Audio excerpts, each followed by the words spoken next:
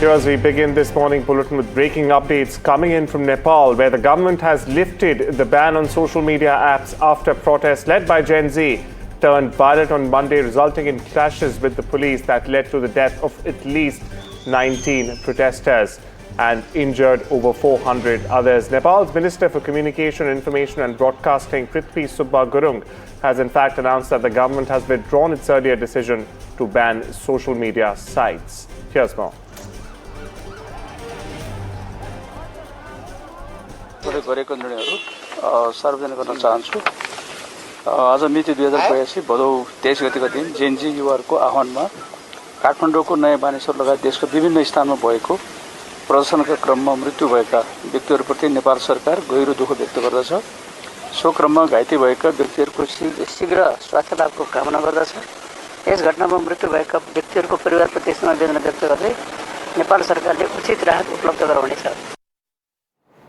Well, there you heard it. That was the Communications Minister of Nepal. I'm also joined by senior journalist Rajneesh Bhandari from Nepal. Sir, if you can hear me, what's the current situation on the streets right now, first and foremost? And are protesters still gathering despite the curfew and the army presence?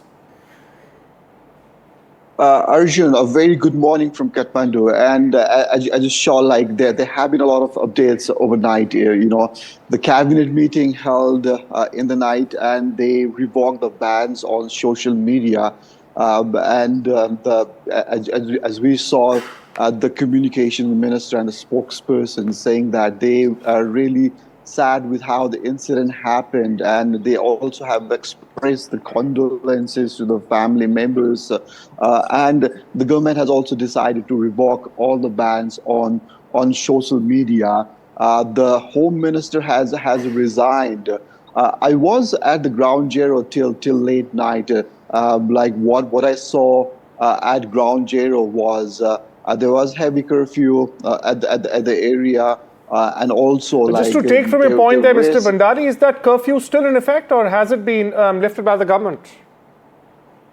What I hear so far and what we know is like the curfew was held till late night, and there are no information if the curfew has been extended so far. Arjun. All right.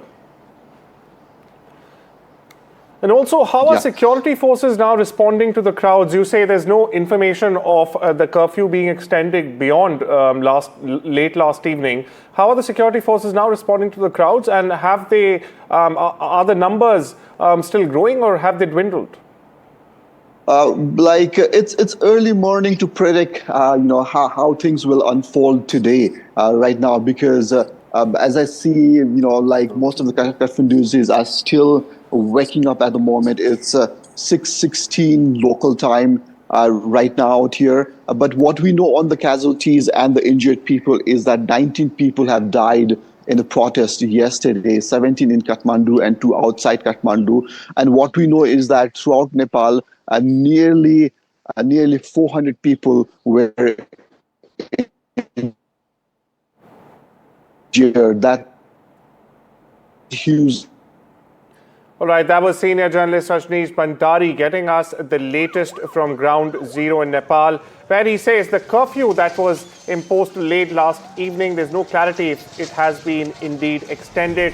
But for now, the situation is more in control as it's early morning there. Now moving on, viewers, but staying with Nepal, where a deadly wave of youthless protests has rocked the country. At least 19 people are dead and at least 400 others injured. This after thousands of Gen Z demonstrators clashed with police in Kathmandu on Monday.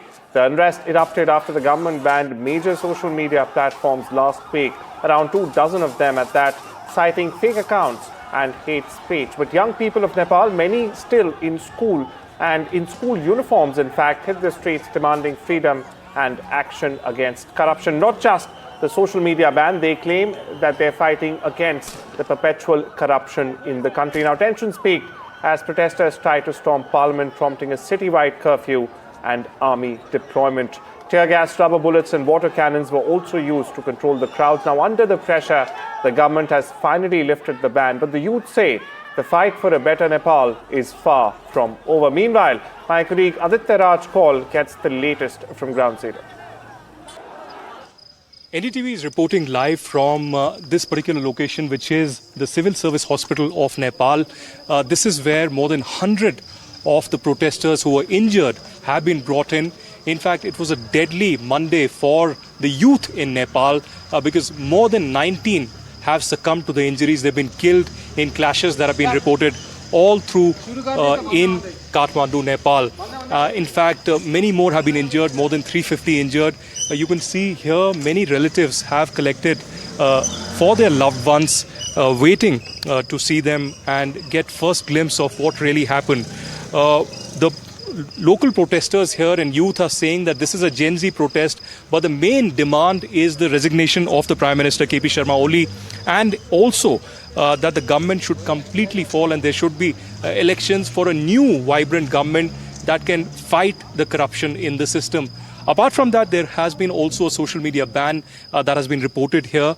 But the big question, will there be actually changes in the government, because the Home Minister has resigned, but that hasn't really ended the protests out here in Kathmandu, Nepal. Reporting from Kathmandu in Nepal, covering the protests, this is Aditya Raj Kaul with video journalist Prem Singh reporting for NDTV.